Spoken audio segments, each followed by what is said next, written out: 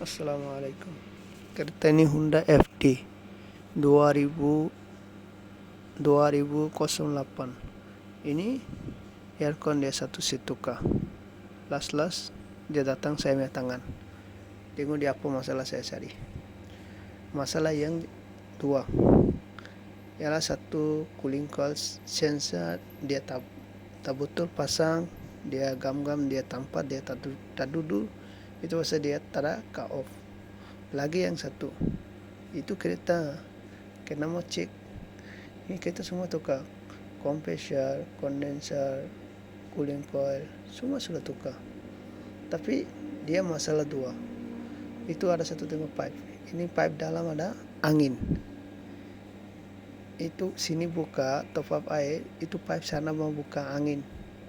Lepas tu kita nak tukar sensor itu gam-gam tempat taruh cooling coil punya sensor.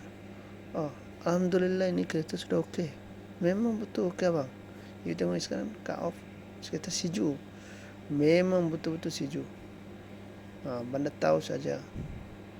You tukar-tukar semua barang tak boleh masalah settle. Mau tahu apa yang masalah. Baru tangkap, baru senang. Kalau korang nak kereta ada masalah, boleh dia katanya komen. Boleh jawab balik nanti. Boleh bagi idea sajalah. Saya bukan mau untuk kedai buka. Saya kasih idea lah, saya experience, saya bagi dia tahu lah.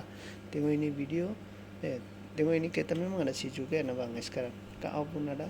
Bila dia cut off, dia minta naik balik. Bila dia kompresor jalan, sekarang minta dia naik balik. Sebab dia sudah kompresor sudah rehat. Mesti mau kompresor kena rehat. Kalau kompresor tak ada rehat, dia boleh sistem boleh jadi hitam.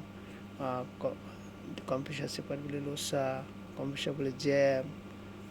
Memang okey. Korang siapa-siapa boleh tanya komen dekat sana. Subscribe my YouTube.